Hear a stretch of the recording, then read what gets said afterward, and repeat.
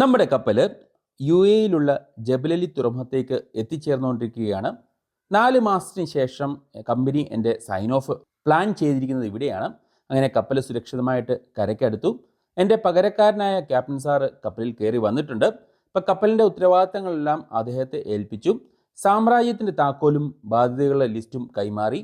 അങ്ങനെ അടുത്ത ദിവസം രാത്രിയോടുകൂടി സൈൻ ഓഫ് ചെയ്ത് പുറത്തേക്ക് പോവുകയാണ്.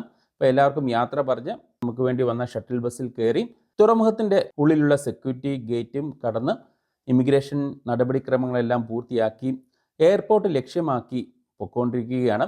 അങ്ങനെ അർദ്ധരാത്രിയോടുകൂടി എയർപോർട്ട് എത്തിയിട്ടുണ്ട്. ഈ ബാഗുകളെല്ലാം ഇനി ചെക്ക് ഇൻ ചെയ്യണം. അത്യാവശ്യം നല്ല തിരക്ക് അനുഭവപ്പെട്ടു. അതെല്ലാം അവിടെ കൈമാറി. ദീപാവലിയോടനുബന്ധിച്ച് ഡ്യൂട്ടി ഫ്രീ ഷോപ്പൊക്കെ നല്ല രീതിയിൽ അലങ്കരിച്ചിട്ടുണ്ട്. അവധിക്കാലത്ത് കുടിക്കാനുള്ള മരുന്ന് നിർദ്ദേശിച്ചത് നമ്മുടെ ജോസ്മോൻസ് ക്ലിക്സ് ഫാമിലി മെമ്പറായ കറുകച്ചാൽകാരൻ അലനായിരുന്നു. അതിനുശേഷം കുറച്ച് മുട്ടായും വാങ്ങി നേരെ ഫ്ലൈറ്റിലേക്ക് കയറുകയാണ്. കൊച്ചിയിലേക്കുള്ള ഫ്ലൈറ്റ് ഫുള്ളാണ്.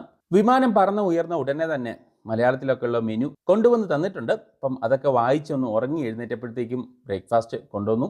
അപ്പം അതൊക്കെ നല്ല രീതിയിൽ വയറ് നിറച്ച് കഴിച്ചു.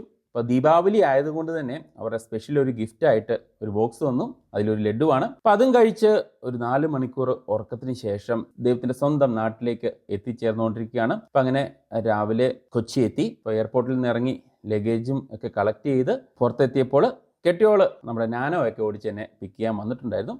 അപ്പം നമ്മുടെ ലഗേജൊക്കെ അതിൽ വെച്ച് നേരെ വണ്ടി ഓടിച്ച് പോവുകയാണ്.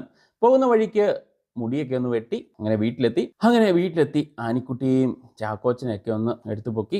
ദീപാവലി എല്ലാവരും ആഘോഷിച്ചുകൊണ്ടിരുന്നപ്പോൾ അന്ന് ഞങ്ങളുടെ വെഡ്ഡിങ് ആനിവേഴ്സറി ആയിരുന്നു. അതിനുള്ള ഒരു കാർഡൊക്കെ ചാക്കോച്ചൻ തയ്യാറാക്കി തന്നിട്ടുണ്ട്. അപ്പോൾ അതൊക്കെ സ്നേഹത്തോടെ ഏറ്റുവാങ്ങി വൈകുന്നേരം കേക്കും മുറിച്ച് ദീപാവലിയും ആഘോഷിച്ചു. അപ്പോൾ മറ്റൊരു വീഡിയോയിലൂടെ കാണുന്നവരേക്കും stay tuned, stay safe. Thank U.